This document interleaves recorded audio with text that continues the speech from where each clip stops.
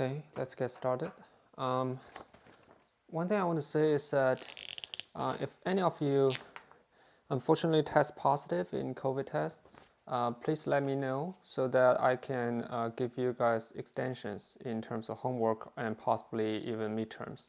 The thought is that I don't want any of you to be forced to choose between grade or health. Okay, and hopefully none of you would have to do that.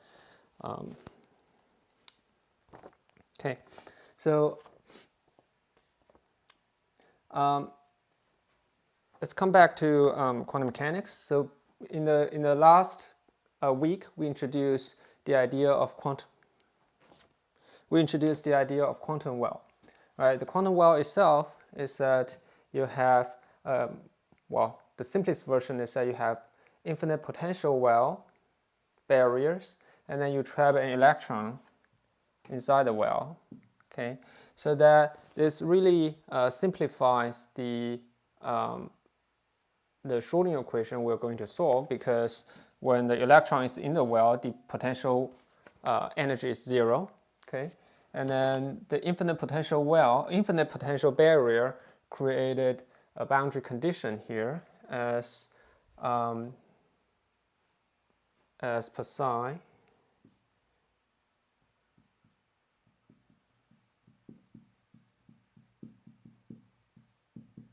Okay, this is a boundary condition because no electron can penetrate this infinite potential well.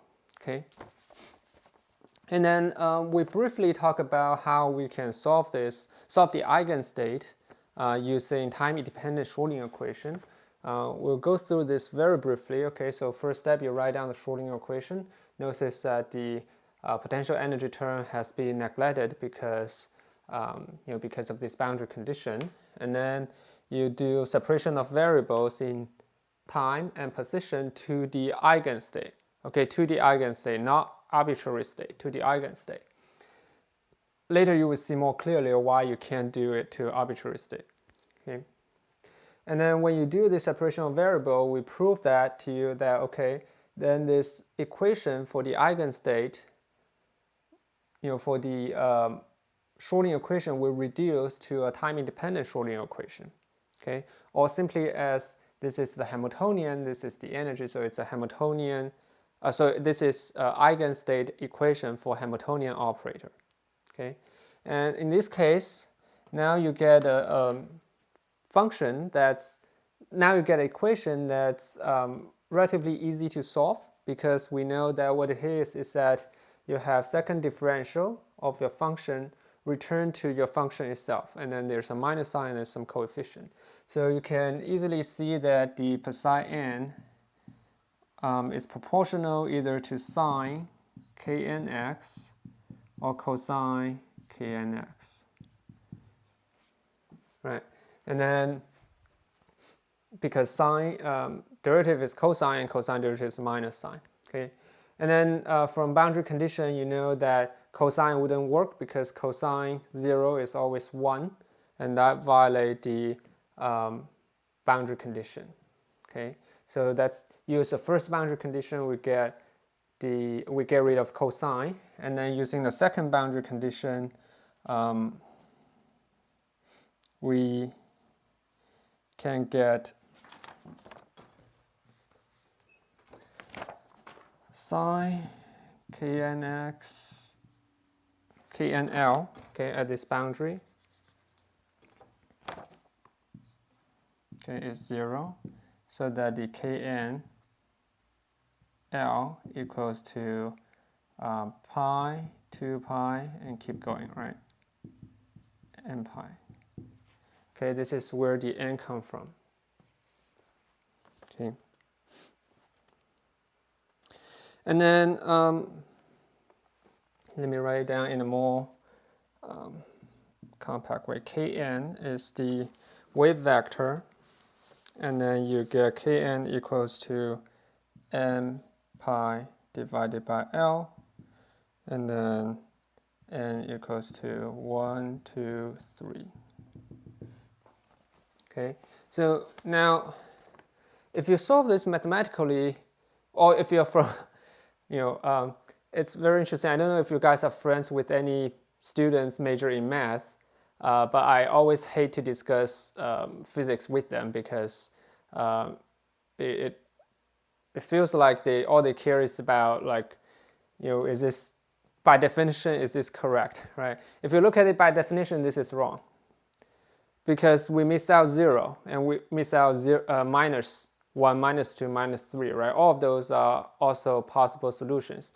Now, we already said that the reason we left out 0 is very simple, because if kn is 0, then this entire function would be 0, and that violate the meaning of the wave function, right? Because the wave function, if you integrate it over the entire space, it should give you 1, because that's a probability. If you have everywhere 0, then what it means is that you have 0 probability of finding 0 probability of finding the electron in the potential well. That just means there's no electron there, and so you don't even so that's a different problem. Okay, now why we neglect minus 1, minus 2, minus 3? Can anyone make a guess?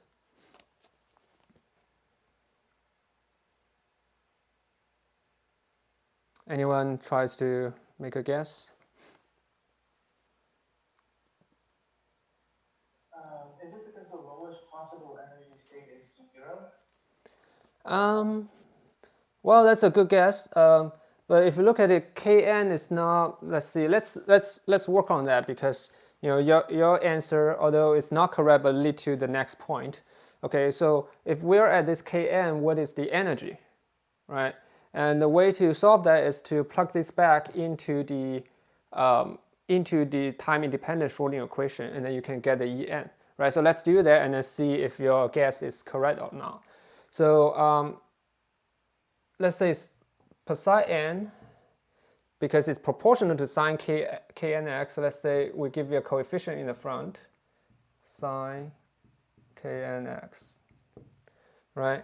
And then if we plug that back into the time-independent Schrodinger equation, twice derivative will give you kn squared in the front. Okay, every time you do a differential, the coefficient come out from sine or cosine, right? So what that means is minus h bar squared 2m. Okay, that's the first constant there, and then you have alpha n coming from here, and then 2 differential will give you minus kn squared, and then sine knx, right? So that's the first term. Okay, and I encourage you guys to practice in the homework. Don't always rely on Mathematica. I mean, like, what happens if you have power outage and then your computer is not charged, right? It will happen in Charlottesville sometimes, and then so you can cancel this minus sign. Okay, so it look like this. And then the right hand side is just En times the wave function. So En alpha n sine knx. Right? So if you compare the left hand side and the right hand side, you see that sine knx cancel each other, okay, as it is supposed to. And then alpha n cancel each other. So now you're left with En, okay, equals to h bar squared kn squared 2n, right? So kn being negative doesn't mean the energy is negative, right? The way to think about this is the plus or minus kn actually represent, if you think about wave, right? Wave is e to the plus ikx. So the k actually represent the propagation direction. Right, so plus k, minus k, they all have the same momentum, they all have the same energy, but you just change the direction. Okay, so the minus sign, if you use minus sign, it doesn't mean the energy is minus, it's negative. Okay, any other guess of why we can't go with minus 1? So doesn't our k also relate to our wavelength, and so it would give us like a negative wavelength, which doesn't make sense? Negative wavelength actually makes sense. It means the wave is propagating backwards. Oh, okay. Yeah, like it's a little bit interesting. Just on top of the question, nowadays people actually discover negative refraction index material. Okay, like we say that velocity of light is the speed of light divided by the refraction index. Okay, and nowadays actually this can be made negative, and then you might ask, okay, what does it mean? It actually means that the energy propagates forward while the phase propagates backwards. So yeah, anything that has directional in general, plus or minus wouldn't create physics problems. Okay, yeah. Any other guess?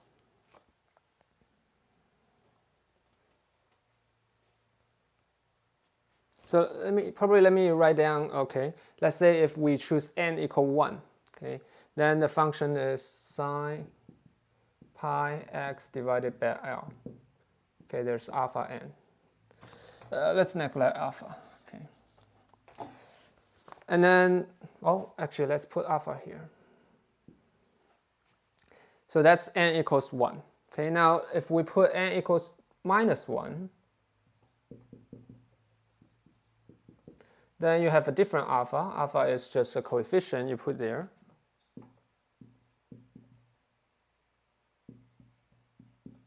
Okay, sine minus pi x divided by L, and then we know it's sine, right? So the minus sign can come in the front, so that you have minus alpha 1. Okay. So these two are actually the same function, right? They're just off by a constant, a coefficient in the front that later we'll see actually doesn't have any meaning. Okay, so basically sine x and sine minus x, they're the same thing. Okay, you just flip them. Okay, and then another way you can think about this is that if you do, how many of you are you guys familiar with linear algebra? Okay, so in linear algebra, okay, people express x if it's let's say the coordinate 0, 1, 0 and z 0, 0, 1, right? 3 vectors pointing to x, y, z, and direction. So this n equals minus 1 is just like minus x. It's the same thing, but just with the minus sign. So it actually doesn't give you any advantage, or it doesn't give you any more information, right? So when you do linear superposition of the states, okay, per psi equal to, let's say, beta n, okay, per psi n, right? Going n equals to minus 1 is equivalent to letting beta n equals beta n times minus 1. So that there's actually no additional advantage of doing that. And so it's not a new solution. Okay, it's not a new solution.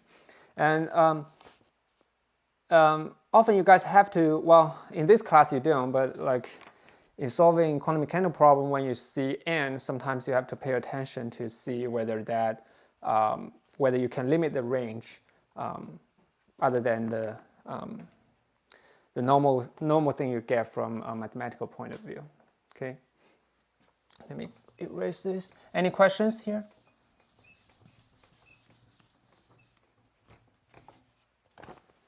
Okay, so up to this point, okay, then what we get is that we get what Kn is. Well, first of all, we get the wave function. Okay, we solve a wave equation, we get a wave function, and then in the wave function there's a Kn coefficient, and we get it here by using boundary condition, right? And then we also, because this system, okay, for any physics system, we want to solve the energy, right? We can also solve that by putting this solution back into the time-independent Schrodinger equation, and then you get this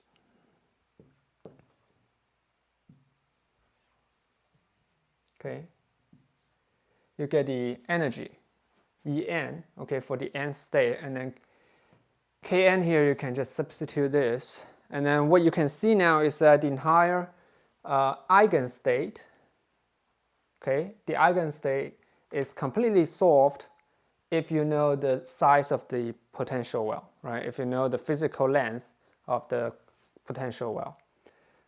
With one exception is this coefficient alpha n, right? Because alpha n is just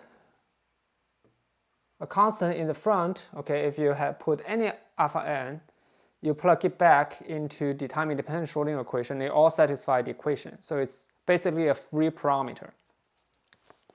So what people choose to do now is that for all the eigenstate, because your electron can sit in the eigenstate, so what people do is that you have to make the eigenstate satisfy the probability interpretation of your wave function, right? So what that means is that we need to have normalization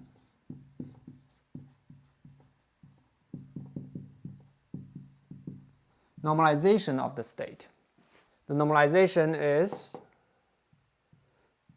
thinking like this: if your electron is in this eigenstate, then the probability of finding the electron in the entire space should be 1, right? So this is psi n square dx equal to 1. Okay, and this applies to all the n. In general, this step is required when you solve a quantum mechanical system. Okay, you have to normalize it, otherwise the probability would be wrong. And now let's do this really quick. Well, like in reality, what I recommend is that you solve this type of normalization once by hand, and then you leave the rest to Mathematica. Okay, they're pretty accurate these days. Well, they're not pretty; they're 100% accurate these days. So normalization. Then what you do is that you plug this in. Okay, and then you have alpha n amplitude square. You have sine square knx dx. Okay, and then this is a very common integration in mathematics. Well, actually in physics. And one thing first you need to do is that because we know that the system, the electron is confined from 0 to L, right? So the integration is not from minus infinity to infinity. This integration is equivalent to this 0 to L, because outside 0 to L, you have all your wave function is 0, right?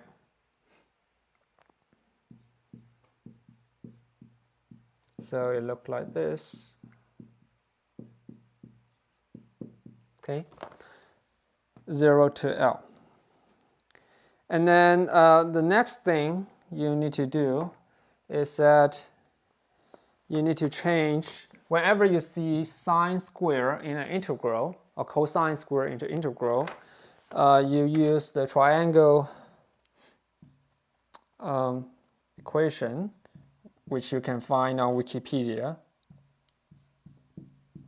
Okay, 1 minus 2 sine square x equals to cosine 2x. Right? The reason to do this is that we don't know how to integrate sine square, but we know how to integrate cosine or sine. Right? So by using this equation, you're reducing the order, okay, of your sine. Then if you apply this, and I will actually skip the mathematical terms in the middle, but then what you actually eventually get, you guys can refer to the note if you want to know step-to-step calculation. Eventually what you get is you get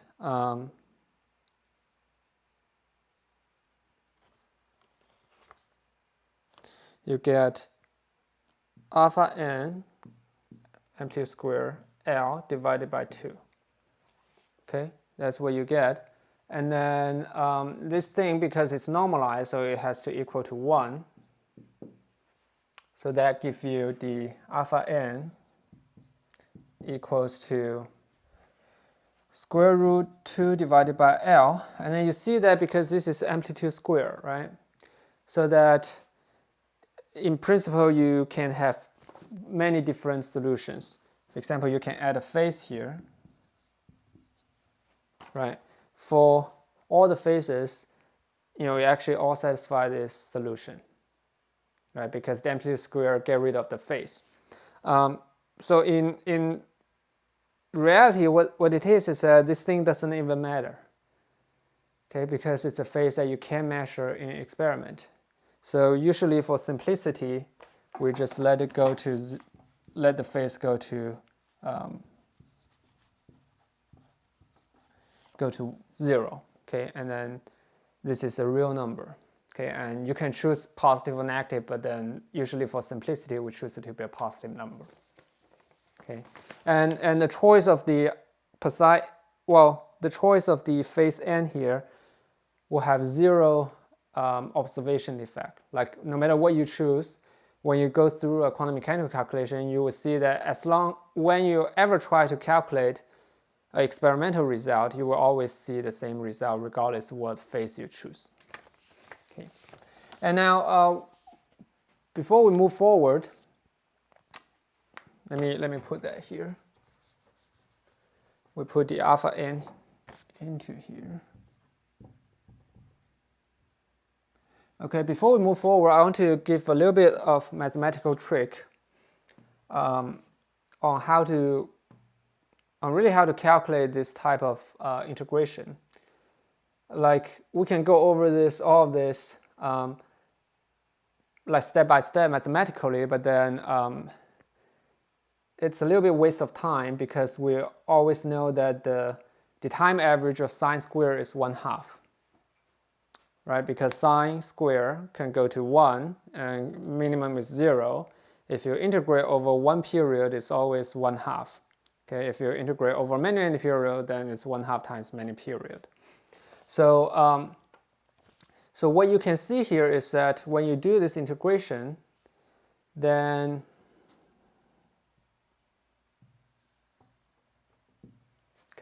when you do this integration, then one thing you might have to do is that you can add kn here,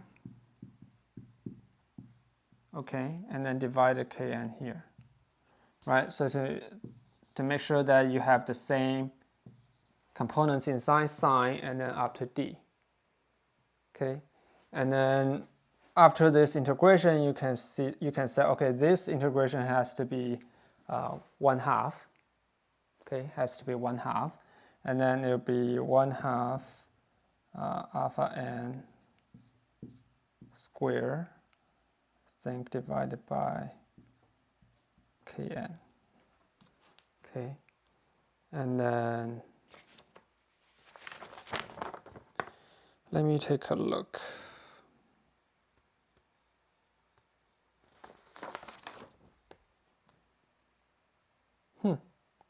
I think I did it wrong. Okay, I'm doing a very bad example. Yeah, don't follow me, but let me see.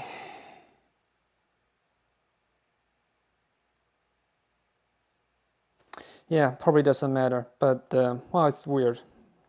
It's the first time I did it wrong. Okay.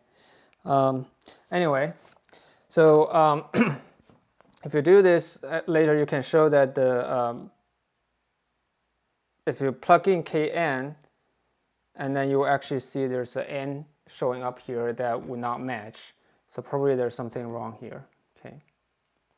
Anyway, okay. Up to this point, so we solve all the time-independent solutions.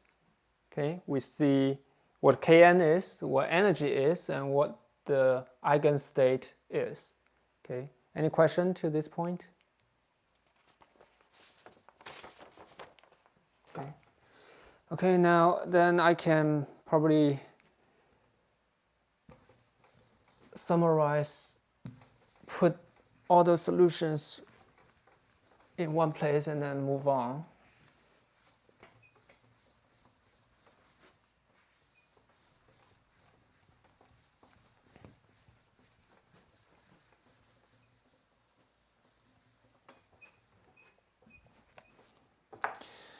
Let's put the solution here, Kn, well, psi.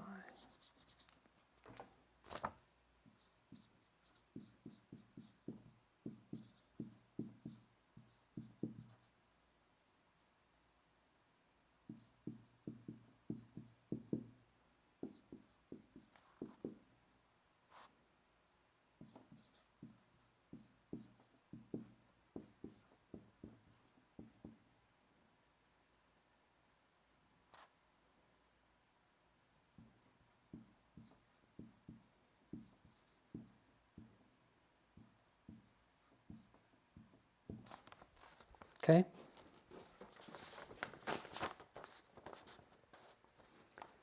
So this is the time-independent solution, and then if you time-independent eigenstate, and then also you can add psi n xt equals to psi nx e to the minus I e n t divided by h bar. Okay. So up to this point, it's like we solved the first 4 steps in dealing with the Schrodinger equation. Reduce it to time-independent term, use boundary condition, solve the wave function, normalize it, and then get the energy spectrum, and then get the eigenstate. Okay. Now, before we move forward, I want to show you guys what this waveform actually look like, and I think it's actually similar to what you guys did in homework set 2, right? That time you guys used the Broglie wavelength to solve the problem instead of solving the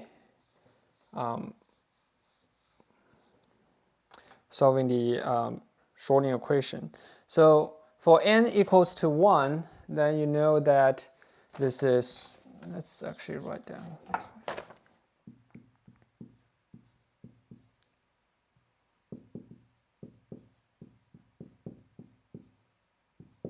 Okay, so for n equals 1, then what you will see is that all the waves actually start from 0. And then when x reach L, it finish pi, right? So it finished half of the cycle. So what it looks like is this. Okay, half a cycle of sine. And this is n equal to 1. And then for n equal to 2, okay, apparently then at x equal L, it finished 2 pi, right? So it's a complete cycle of sine wave. And then you can kind of guess what sine equal n equal to 3 look like, right?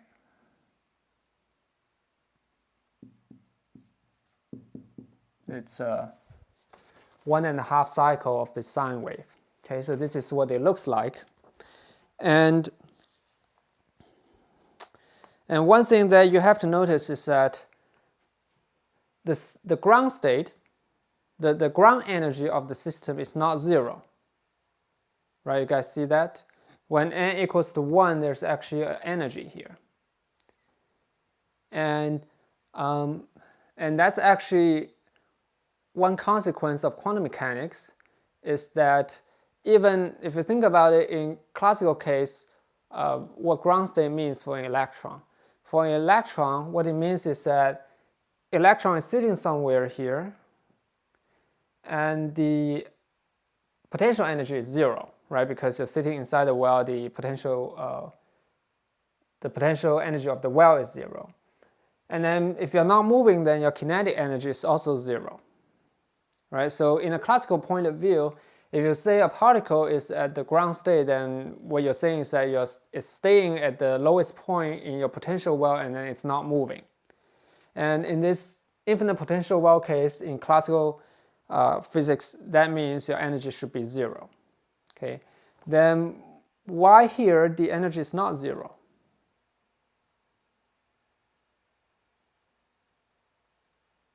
Can anyone make a guess?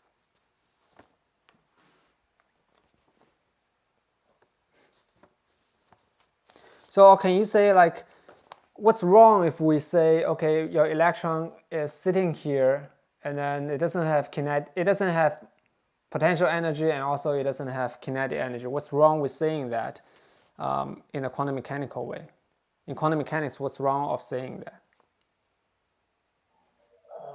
We know the position and the velocity both at the same time without any error. Yeah, that's the answer. Okay, it's from uncertainty principle, right? So if you know its position, and then you also say you're not moving, right? So you also know its momentum, and both of them are zero, and that violate the uncertainty principle. So in general, what you can see here in general, okay, because the position and then the position and the momentum cannot be zero at the same time. So usually what that means is that for any quantum mechanical system, the ground state energy is not zero. Okay, and later when we move into solving photons or EM field in quantum mechanical way, you will see that the vacuum has non-zero energy, okay, which is a result of the uncertainty principle, and that actually will create real world effect. Okay, you will see actually there in, for example, Casimir effect and then other effect where vacuum, okay, will start to have a force because of the uncertainty principle. Okay, and the second thing that you can realize is that all these wave functions, they kind of have some symmetry, right? If you set this as, if you look at it around the center of the potential well, right? The potential well itself is symmetric along the center. And if you look at the ground state, okay, it's even symmetry. First excited state or n equal 2 state, you have off symmetry.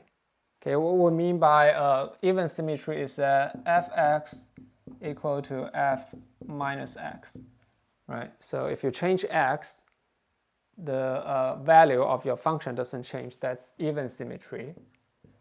And then off symmetry, we mean is that if you flip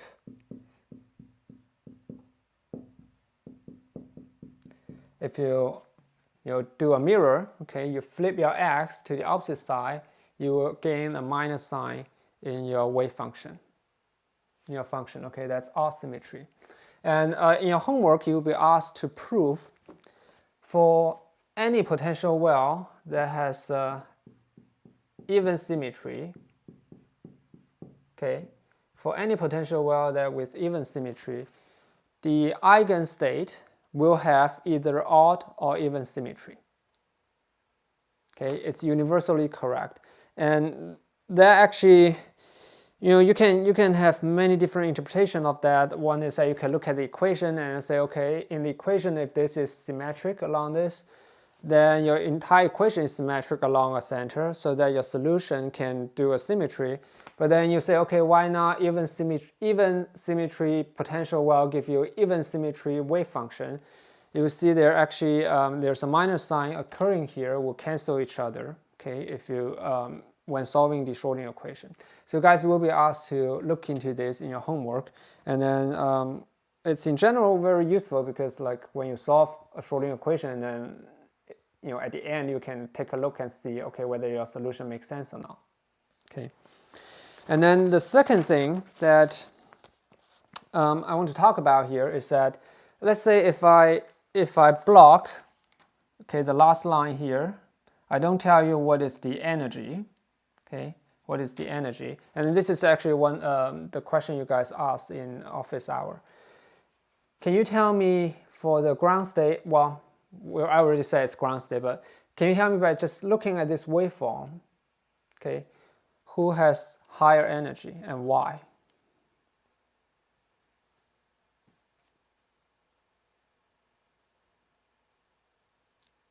Does anyone want to make a guess? Just look at this waveform, okay, who has higher energy? So the waveforms with the higher n have a shorter wavelength, and so a higher k, and so higher energy. Yeah, that's a good guess. Yeah, that's correct. That's one way to look at this. And additional way, okay, in addition to that, one thing you can look at is also also addressing the k, right? Because previously, well, because one way to interpret the k is that it's inverse of the wavelength. Okay. The other way to interpret the momentum is that we know that the momentum operator is h bar I partial x, right? It's actually first order differential on position. So what it means is that the slope of your function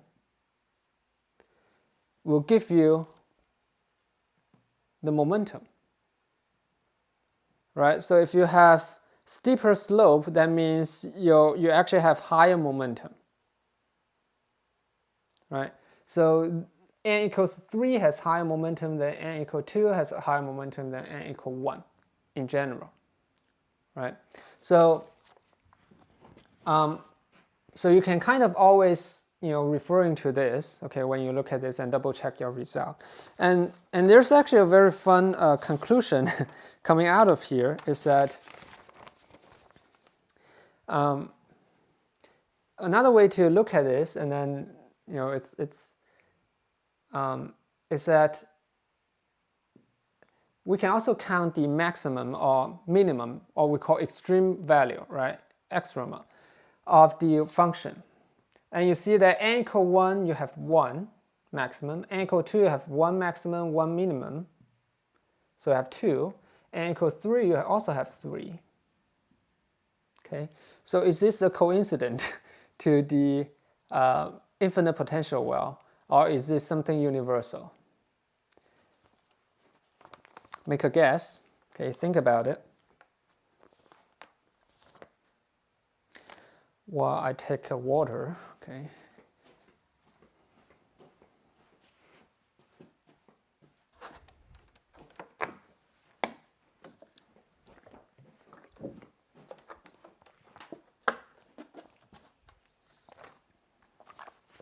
Any guess?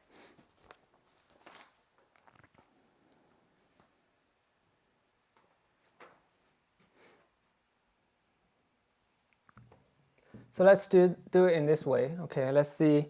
Let's say if we have a harmonic oscillator. Okay, harmonic oscillator, we know that the potential energy is k squared, right? Because the force is kx, so your energy is k squared. So it's x, vx, and then your potential energy look like this. Now, if I ask you to plot the ground state, will you be able to do that? Now, this is actually something that appear in numerous exams, like MIT, Caltech. They all ask you to do this, and also here in UVA. Okay. So the first thought of this is that to draw the similarity between these two, okay, first is that what is the boundary condition here for this potential well?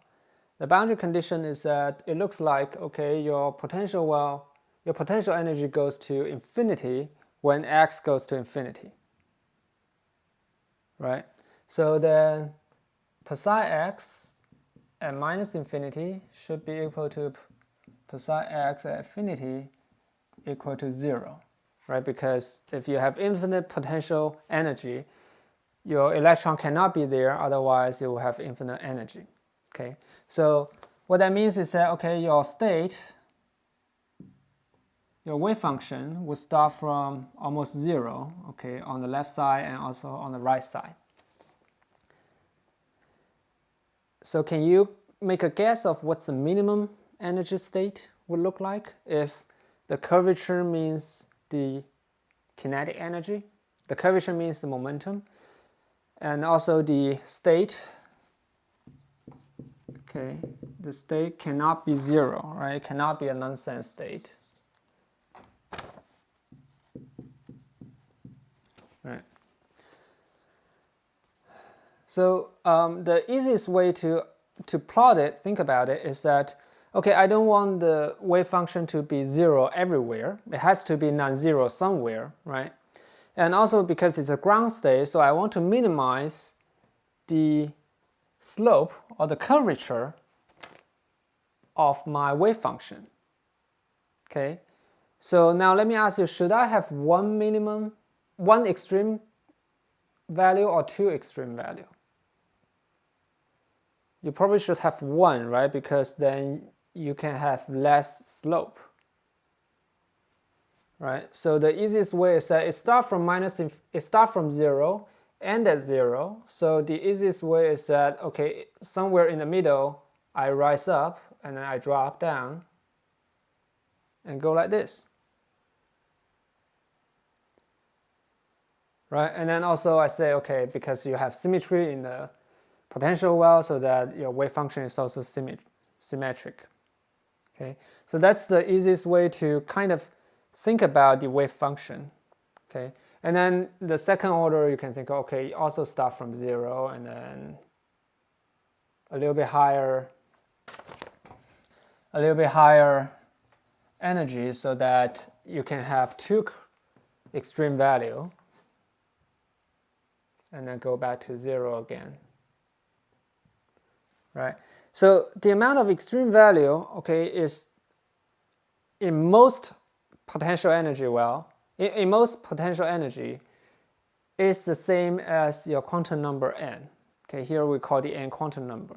The reason is you start from 0, end with 0. If you have to rise up, you have to come down, right? So there's at least one maximum.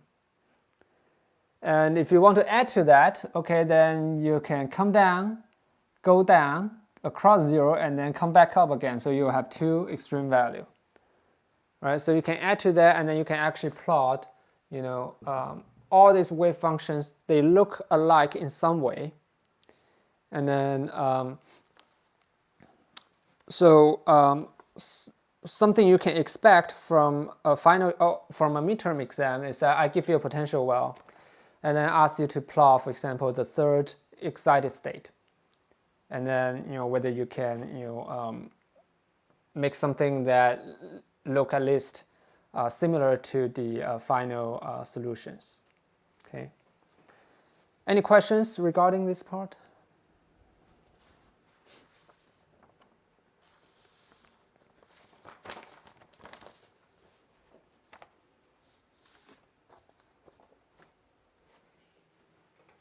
I have a question about when you're solving for AN, you use the like normalization, or like that the integral is like 1. But before you gave us some equation where like it was some type of I don't remember what the equation was, but it was some integral was equal to AM. I don't remember what it was. So the normalization equation is, okay, psi n x equal to alpha n, or you can call it an, that's fine, sine kn, right? So the normalization is, you integrate this, and then actually x, right? Because beyond that, you're just 0.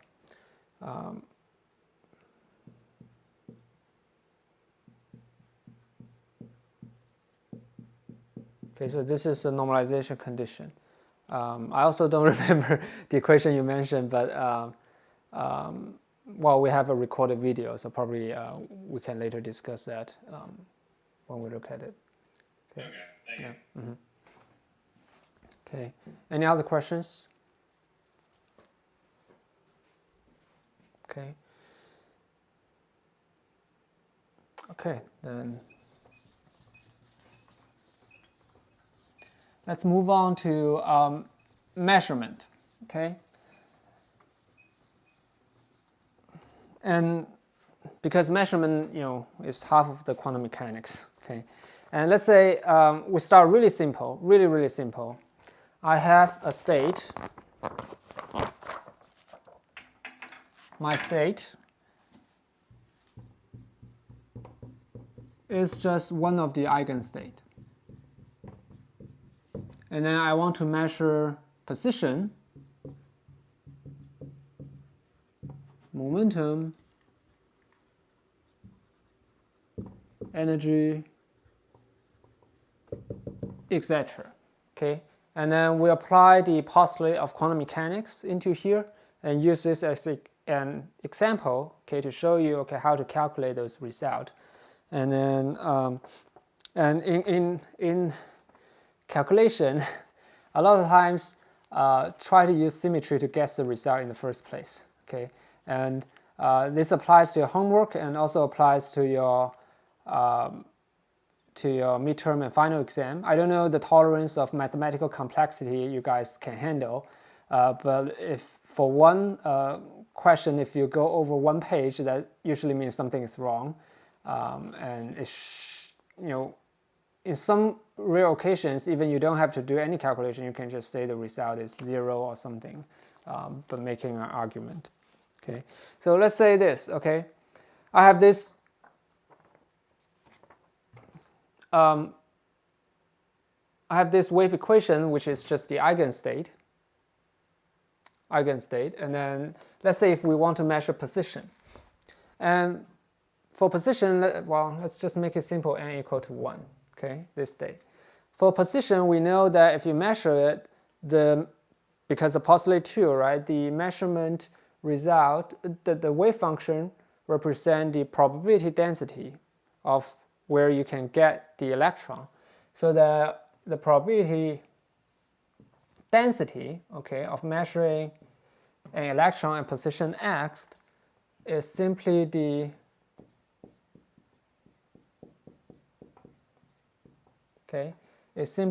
amplitude square of your wave function, and in this case n equal to 1.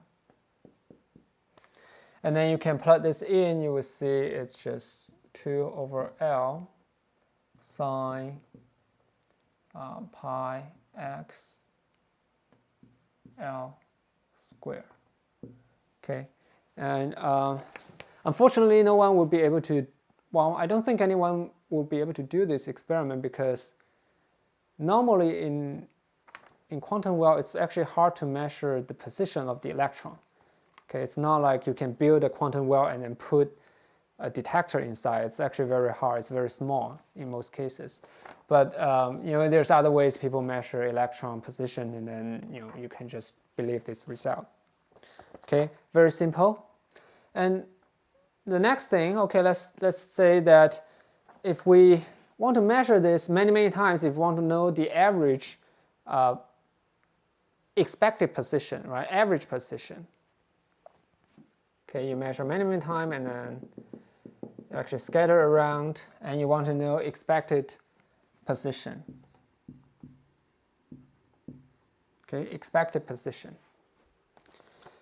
Can anyone make a guess where the expected position should be?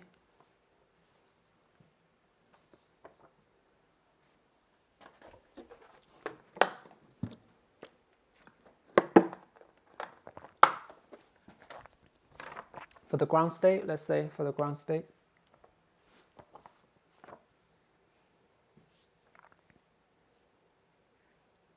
L/2. Yeah, in the center, right? Yeah, because it's symmetric, so it should be in the center. That's a guess. Okay. Of course, like it's not always this lucky. Okay, but then we can do this calculation. Okay, show you guys how to calculate this. What this is that, remember that we have a conclusion, I think last Thursday, is that if you want to measure a quantity, okay, let's say A, the expected value or the average value, then what you can do is that you can do integration of the state A and then do this. Okay, just do this operation, integration, and this will give you expected value. And we can do this right here. Okay. By definition,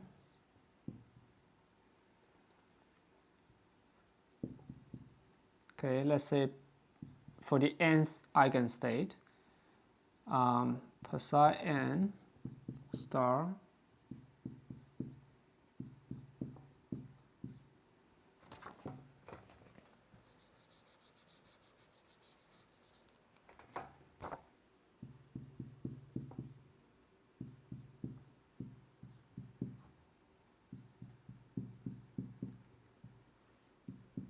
Okay, and then also we know that the wave function only have non-zero value inside the potential well, so that you can change the lower and upper integration index to 0 and L.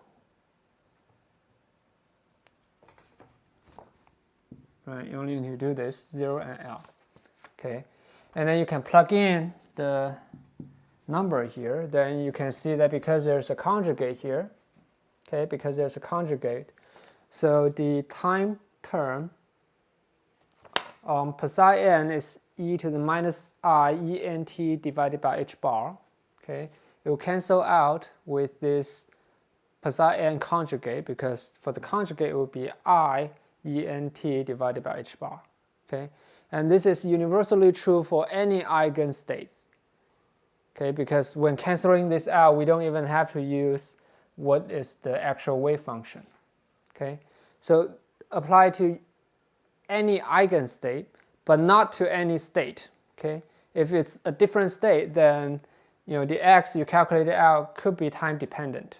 Okay, because the particle can move, right? So it's not going to stay in one position. So if we do that, okay, then we know that there's 2 divided by L in the front, and then this is sine, this is also sine. X operator is just x, so you have x sine square kn x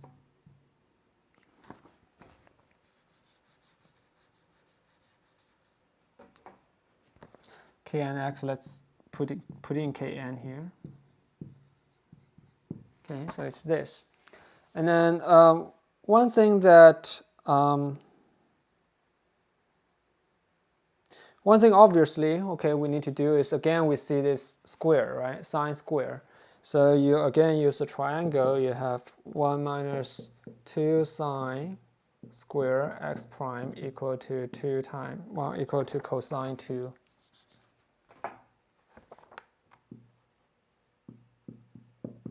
Okay, so you again use this to replace sine square because it's difficult to calculate sine square. So then what you get is L 2 over L, and then okay, let's move it this way. This goes to this side minus 1, and then divided by minus 2, so plus 1 minus, okay. And then you plug that in, what you would see is, you would see 1 over 2, okay, minus 1 over 2 cosine 2 n pi x divided by L times x dx. Okay, and then the first integration is fairly simple, right? It's just integration of x, so that's x squared. Okay, so we'll write that down here, 2 over L 0 L x divided by 2 dx, and then minus 0 L 2x cosine 2 n pi x. Okay, and this integration is fairly straightforward. This gives you L squared divided by 4. Okay, and then if you multiply with the 2 divided by L in the first place, you will see that it gives you L divided by 2. That's the average value. So you can kind of see that, okay, this integration has to be 0. Okay, it has to be 0. And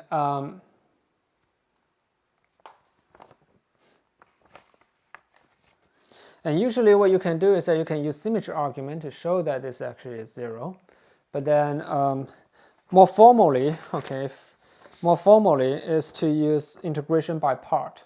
Okay, the reason I bring this up is because you guys probably need to use this a lot of times.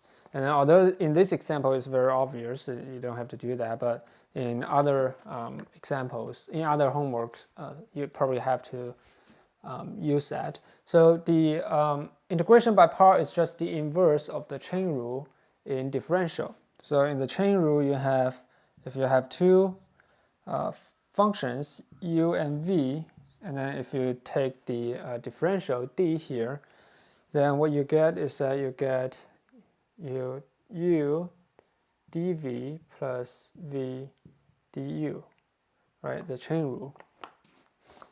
And then the inverse of the chain rule is that if you do the integration, okay, if you do the integration, the first one become just uv. Of course, let's say there's a limit here, okay, L1, L2 equal to u dv L1, L2, L1, L2. Okay, this is the chain rule, and then let's make things a little bit simpler. See.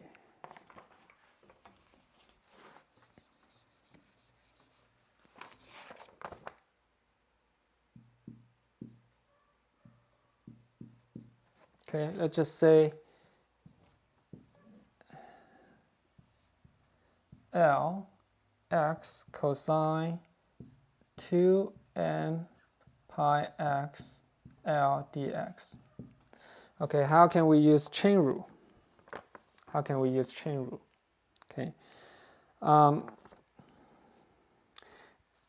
So when using chain rule, one thing is that, okay, you want to create a structure of u times dv or v times du, right? So you have to put one of this component into the d, right? Right now it's dx, it's not working. So you can either put x into here, or you can put cosine into here, right? And then if you put x into here, it will actually look terrible because x dx actually equal to 1/2 dx squared, right? Differential of this give you of x squared give you x, and then there's a 2. So you actually make it even worse, right? Because this is not squared, it's just cosine.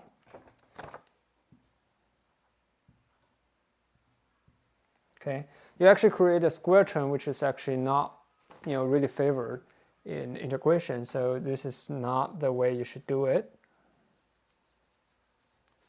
The way you should do it when you see any type of this is always throw cosine in there, because cosine is just sine, right? And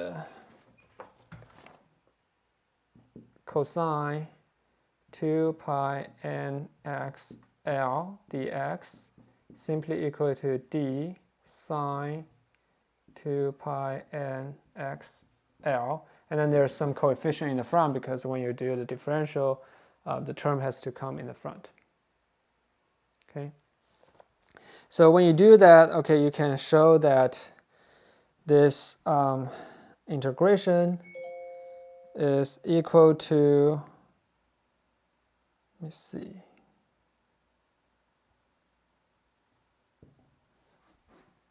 Okay, is equal to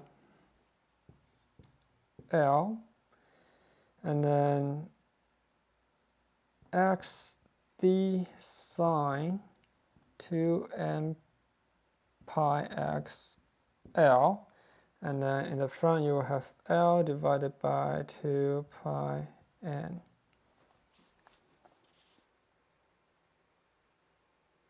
Okay. And then now you apply the chain rule, okay? You can say, okay, x is u, v is sine, okay? And then this will lead to, well, I'm really bad at using the space. Well, maybe the whiteboard is just too small. Okay. Probably because none of you know how much the whiteboard cost. Can you guys make a guess? How much this will cost? One of you say the answer, but I think you're muted. $100. $100. That's what I thought, right? This is $300. it's ridiculous. And then I think the shipping, well, no, it's not 300. The whiteboard is 250. The shipping is 100. So that in combined is 350. And then everything is just super expensive. The mic I have right here is $300 just to have a wireless mic. So the entire setup actually cost more than $2,000. There's actually a HDMI cable to computer converter that's also $300. I have no idea why they are so expensive. And unfortunately, all of this come from my own pocket. The department cannot reimburse this because they're too expensive. Anyway, back to this. And that's why I can't afford a larger whiteboard. Okay, it's they're on the $600 range, and also I need to buy a larger house, which is $500,000 more. Okay, so if you do this now, then you take u as x, okay, and this as v. Then what you end up with, there's a coefficient in the front, okay, and then you end up with x sine 2 pi nx divided by L, okay, and then start from 0 to L, okay, that's this term. And then you move this term to this side, there's a minus sign here, minus, and then integration. Now you have v in the front. V is sine, right? So sine 2 pi nx divided by L, 0, L.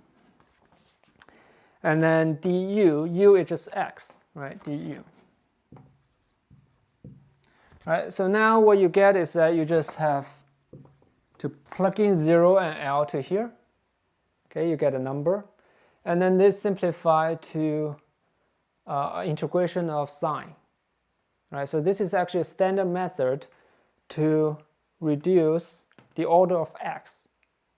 Okay, when you do it one integral by part, you reduce it by 1. If you do another time, you reduce it by 2. Okay, so if you see x squared here, you do twice of the integral by part. Okay, and then this one you will see, okay, if x equal to 0, okay, then this term is 0. If x equal to L, then this sine term is 0 because the boundary condition, right? Sine 2 pi n L divided by L is 0. So this term is 0.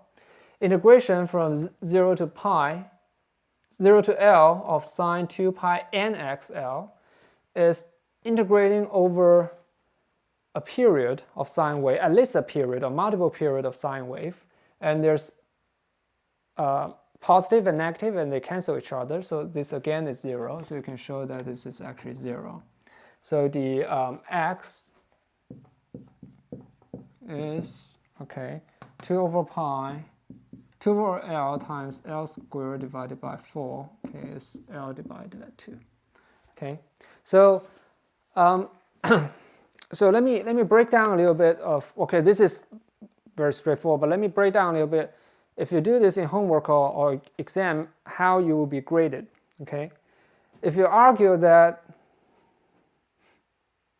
there's a symmetry here before the left and right, and then the probability of showing on the left at x is exactly the same as minus x, and then you say, okay, it's L divided by 2, you get full credit. Okay, but remember, if you guess it wrong, you lose all the credit. Right, because you didn't do anything, you just say the answer is L divided by 2, but what if it's not, right? You didn't show any result, so use with caution. Okay, the second thing is that here, I think at this point, right, if you write down the definition and then you get to here, some of you would prefer to use Mathematica to calculate instead of using hand. Okay, if your Mathematica result is correct, you get full credit. But then if it's not, you lose the credit of knowing how to do integral by part. Right? So because you didn't show that you know more than other people, and also you show that you don't know how to use Mathematica, which is actually not very good, right? Not on your side. So if you have enough time, okay, in exam, what I recommend is that do it by hand, and then plug in really quick in Mathematica to show that it's the same. And then you make sure that you get all the credit.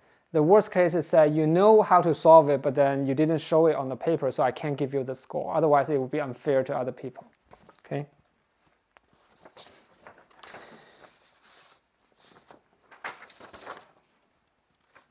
And then there's a symmetry argument on the note 11, okay, showing you how to move the axis from 0 to the middle, and then quickly show that all the integration have a symmetry so that everything end up is being in the middle. And I'm not going to go over that here because last time I did that, at least a few students fell asleep. Okay. Okay, so we have 5 more minutes, and then let me just quickly show you one more thing. Is that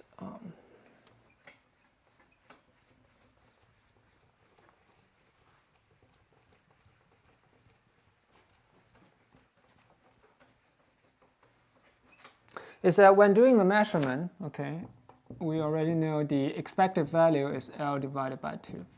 Okay, when doing the measurement, because it's probabilistic, right? It's not like every time when you measure it appear at the center. So what it means is that you will have uncertainty in your measurement, or variance in terms of measurement term. So the variance or the standard deviation, okay, depending on how you define it. If we use standard deviation definition, the deviation square of measuring x position is that, okay, if you compare each measurement result with the average result, okay, and then that's the difference, right, that's the deviation from the average result. And you take a square, okay, typically take its magnitude to eliminate plus or minus, cancel each other. And then you average of this, right, average of this. This is the definition of deviation. And then you can quickly show that, okay, you can expand the square here. So it would be x squared minus 2x average of x, and then plus x average. Okay, look like this.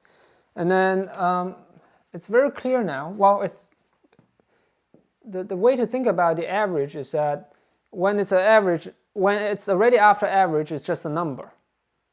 Right? For example, here in this case, the average is L divided by 2. Right? So the average is a number.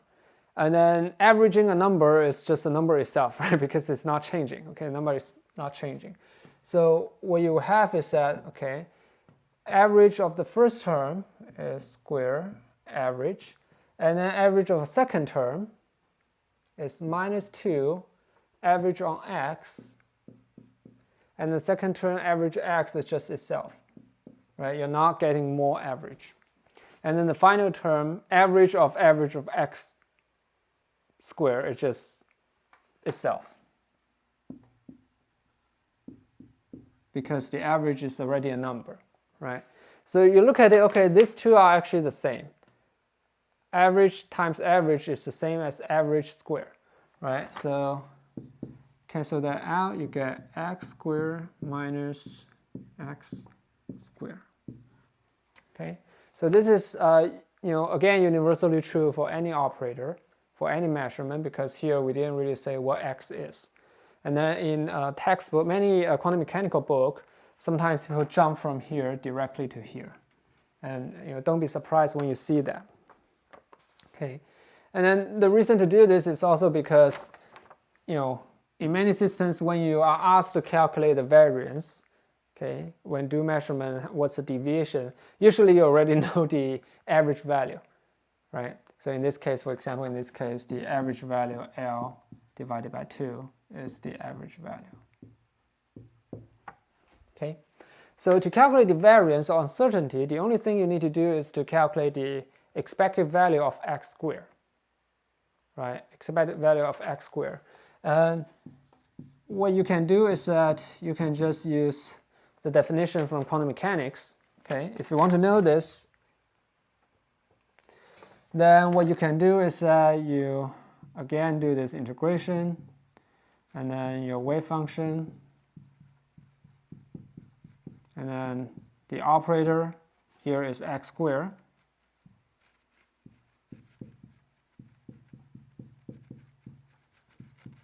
Okay, so here we just do it on the again on the eigenstate. Okay, if you do it on arbitrary state, it will be relatively complicated.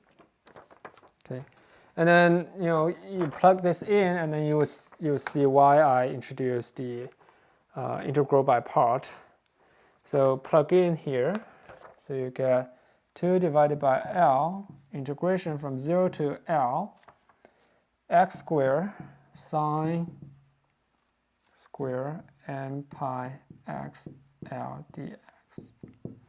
Right, so you have square here and square here. Okay, and we already know that to get rid of the sine square, what you do is you do the triangle. Okay, you plug in the sine equal to 1 minus cosine 2x divided by 2, and that will give you to let me see here, 2 divided by L. Okay, x squared 1 minus cosine 2m pi x L dx. Okay, then there are 2 terms. Let's write it down here.